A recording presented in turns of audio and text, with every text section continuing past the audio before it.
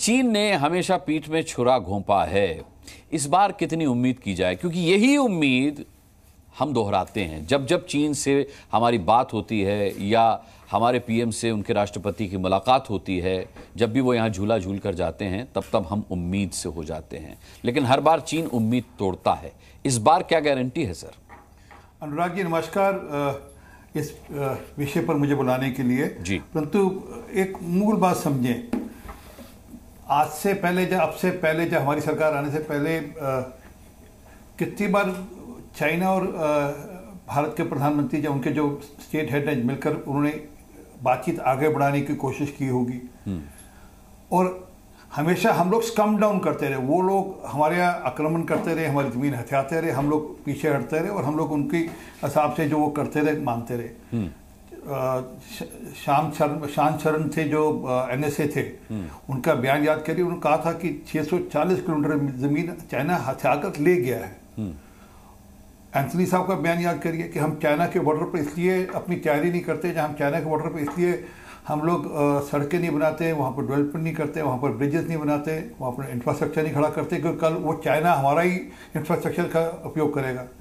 ये पिछले 10 साल में है कि हमने वहाँ पर सिर्फ इंफ्रास्ट्रक्चर ही नहीं बनाया, हमने अग्रेसिव पोस्टरिंग भी करी और कई जगह पर चाइना को डिसलॉज भी किया। परंतु क्योंकि हमारे देश के अंदर ही ऐसे लोग बैठे जिनको चाइना से ज़्यादा प्यार है, चाइना से मोहब्बत है, और चाइना जो उनसे चाहता है, जैसा वह चाइना सोचता है उस हिसाब से यहाँ बोलते भी हैं, और उसके कारण भी हैं। उसके कारण सबको जानकारी है कि किस प्रकार से एक एग्रीमेंट कांग्रेस पार्टी का और कम्युनिस्ट पार्टी ऑफ चाइना का एग्रीमेंट भी हुआ था, जो आज तक दुनिया के सामने नहीं है कि क्या एग्रीमेंट था, उस एग्रीमेंट में क्या लिखा गया था। परंतु उस एग्रीमेंट से पहले शायद मुझे याद नहीं, थोड़ी देर पहले कुछ पैसे का लेन देन भी हुआ था राजीव गांधी फाउंडेशन में चाइना की एम्बेसी के माध्यम से। परंतु वो अपनी जगह विषय है, परंतु जो मूल विषय है कि चाइना को लेकर जिस प्रकार का रुख हमारी सरकार कर रहा, हम तो चाहते हैं कि दुनिया में सब देशों में सब जगह पर बातचीत से ही रास्ता निकलता है। और हमने यूक्रेन और रशिया का मामला हो, हमने तब भी कहा, हमने फिलिस्तीन और हमास का मामला तब भी कहा कि ठीक है। ये सब चीजें जो कागज पर लिखी हैं ये पढ़ने में बहुत अच्छी लगती हैं। आरपी सिंह साहब, जो आपने सवाल पूछा, मैं अजय उपाध्याय से वो सवाल भी पूछूंगा, लेकिन एक सवाल मेरा भी है, और वो ये है कि 21वीं मुलाकात हो रही है चीन के साथ हमारी, ये प्रधानमंत्री मोदी साहब के रहते हुए। इससे पहले 20 मुलाकातें हो चुकी हैं, पीएम मोदी साहब भी थे। चीन से हमें क्या आश्वासन मिल गया और क्या अपने वादे पर वो खरा उतरा? क्या दिया, क्या हासिल क्या है चीन से इन 20 मुलाकातों का? देखिए, जो मुलाकातें पहली, उसके पिछले 5 साल में तो कोई सब कुछ मामला रुक गया। हम तो चाहते थे संबंध अच्छे हो, हमारा पड़ोसी देश है, पाकिस्तान से भी हम संबंध अच्छे बनाना चाहते थे। हमने शुरुआत उसी रंग से करी थी, पर अगर वो नहीं माने तो फिर हमारे पास रास्ते थे, हमने वो रास्ते अडॉप्ट भी किए। आज उसी का कारण है कि चाइना ने सोचा था कि ये 1 साल 2 साल निकालेंगे, वहाँ पर इंडियन आर्मी 1 साल 2 साल निकालेगी, उसका इंडियन आर्मी पीछे हट जाएगी। उनको लगता था कि इतनी सर्दी में कैसे इंडियन आर्मी वहाँ पे काम करेगी, किस प्रकार से वहाँ पर इंफ्रास्ट्रक्चर खड़ा करेगी। उन्होंने कभी सोचा नहीं था कि इंडियन आर्मी आंखों में आंखें डालकर सामने खड़े होकर लड़ाई भी लड़ना जानती है, और इंडियन आर्मी स्ट्रेटेजिक पोजीशंस अपनी मेंटेन करते हुए उसको स्ट्रेटेजिक पोजीशंस पे एडवांटेज लेते हुए चाइना के लिए नुकसान भी कर सकते हैं। ये भी हुआ।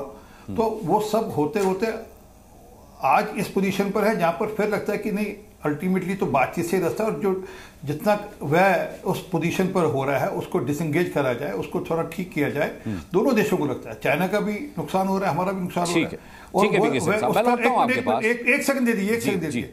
और वो जो वे है कहीं और खर्चा जाए। हमारा एक बॉर्डर और है जहाँ पे हमको जरूरत है चिंता करने की, उस बॉर्डर पे चिंता करी जाए।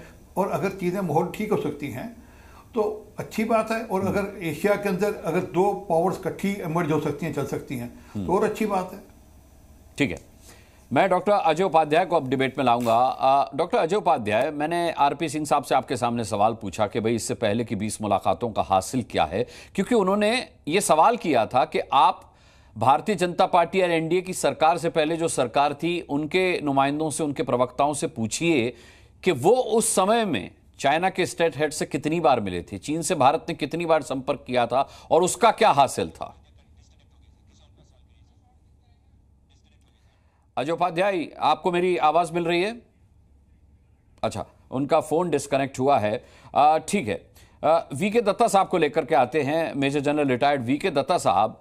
सवाल यह है, मुझे बड़ा हास्यास्पद लगा जब चीन के राष्ट्रपति ने ब्रिक्स सम्मेलन में कहा कि वो शांतिपूर्ण ब्रिक्स देखना चाहते हैं। उन्होंने गाजा और लेबनान में सीज फायर की वकालत की। बड़े कमाल की बात है कि जो आतंकी देश पाकिस्तान की पीठ पर हाथ रखे हुए हैं वो शांति की वकालत कर रहे हैं। इसीलिए मैंने कहा कि क्या उम्मीद की जाए चीन से इस बार। देखिए, ऐसा है कि हमेशा उस आदमी की इज्जत होती है जो ताकतवर होता है जी। चीन ने हमें आजमाने की कोशिश करी 2020 में, जबकि कोविड एकदम पीक पे था। उसने सोचा कि कोविड के चलते हिंदुस्तान की फौज मोबिलाइज नहीं कर पाएगी और वो जो एक्सरसाइज कर रहा था जिनजियांग में, वो वहां से पूरे ट्रुप्स लेके हमारे लद्दाख के इलाके में आ गया और आके उसने उन एरिया के ऊपर आके बैठ गया जहां पे जो हम LAC को बोलते हैं, जो हमारे दोनों तरफ के क्लेम लाइंस हैं, उसके ऊपर हम सिर्फ पेट्रोलिंग करते थे। ये पेट्रोलिंग की जगह पे आके बैठ गया और इंडियन आर्मी ने तुरंत मिरर डिप्लॉयमेंट करी। आप यकीन नहीं मानेंगे, 15-20 दिन के अंदर 50,000 इंडियन फौज कोविड के दौरान उस जगह पे पहुंच गई जहां पे चीन की फौज आके ऑलरेडी बैठ गई थी। और ये उनको एक बहुत बड़ा अचंभा हुआ कि इतना बड़ा मोबिलाइजेशन कैसे हो गया, इंडियन आर्मी की इतनी बड़ी नफरी कैसे पहुंच गई, जबकि आपका वहां इंफ्रास्ट्रक्चर भी उस लेवल का डेवलप नहीं था। क्योंकि इतने सालों से जो हमारी पिछली सरकारें रही हैं, उन्होंने उस इलाके को कभी डेवलप ही नहीं किया। वो तो बल्कि दौलत बेग ओल्दी का जो एयरफील्ड बनाया, वो भी हमारे एयरफोर्स के एक सीनियर अधिकारी का इनिशिएटिव था कि उसने जहाज वहां पे लैंड कर दिया और बाद में बताया कि मैं लैंड हो चुका हूं, नहीं तो वो भी नहीं होता। तो ये जो एक झटका लगा चीन को कि इंडियन आर्मी ने मिरर डिप्लॉयमेंट, मिरर का मतलब होता है आपका एक हमारा एक, आपके 10 हमारे 10, और उसके साथ में जब जो गलवान में झड़प हुई, उसके बाद जो चीन का एक सुपरमैन का एक रुतबा बना हुआ था दुनिया में, वो पंचर हो गया। जब हिंदुस्तान की फौज ने मार मार के चीनियों का वहां लिटाया, हमारा भी नुकसान हुआ, उसका भी नुकसान हुआ। हालांकि वो कहता है मेरे सिर्फ 5 मरे, लेकिन जो आंकड़े दूसरी सोर्सेज से आ रहे हैं, उनके 60-70 जवान मारे गए थे गलवान के अंदर। उसके बाद चीन को ये लगा कि हिंदुस्तान जो पहले भी उसके साथ जंग लड़ चुका है, 62 की जंग के बाद 1967 नाथुला में हिंदुस्तान की फौज ने मार मार के 300 चीनी लिटा दिया था वहां नाथुला में, और वो मार अभी तक चीन भूला नहीं है। उसके बाद में 85 में इन्होंने कोशिश करी थी हमारे अरुणाचल के इलाके में आने की, वहां भी इंडियन आर्मी ने एडवांस करके इनको रोक दिया था। तो चीन को ये मालूम है कि इंडियन सोल्जर जो है, जवान, अगर वो सही इक्विपमेंट हो, उसके पास सही उसकी लीडरशिप हो, तो वो एक पूरी दुनिया का सबसे बेहतरीन सोल्जर है। वो उसके साथ लड़ने के लिए उसके पास मादा नहीं है। चीन के अंदर जो आज के दिन में जवान आ रहे हैं, वो जबरदस्ती उनको एनरोल किया जाता है। वो लड़के जो है रोते हैं वो जब उनको गलवान में जाना पड़ता है वहां, और उसके भी बहुत सारे वीडियो आपने शायद देखे होंगे। तो ये जो हमने करके दिखाया चीन को, और बाद में जो रूस यूक्रेन की जंग चल रही है, चीन को भी ये लगा कि अगर यूक्रेन जैसा मुल्क रूस के एक जो सुपर पावर के सामने 3 साल से लड़ता चला जा रहा है, अगर उसको कोई सपोर्ट कर देगा तो हिंदुस्तान तो बहुत बड़ा मुल्क है। हिंदुस्तान की जो आज की हमारी आबादी है उससे बड़ी है, और हमारी जो एक्सपीरियंस है उससे ज्यादा है। हमारी फौज लगातार इंसर्जेंसी में 65 की जंग, 71 की जंग, वो लगातार लड़ते आए हैं। 99 के अंदर कारगिल की जंग, ये सारा चीन को मालूम है। और जिस दिन हिंदुस्तान की फौज अपने करनी पे आ जाए तो चीन का सैनिक उसके सामने टिक नहीं सकता। हाँ, उसके पास में मिसाइल ज्यादा हो सकते हैं, एयरफोर्स ज्यादा हो सकती है। ठीक है दत्ता साहब, मैं लौटूंगा आपके पास। जी न्यूज़।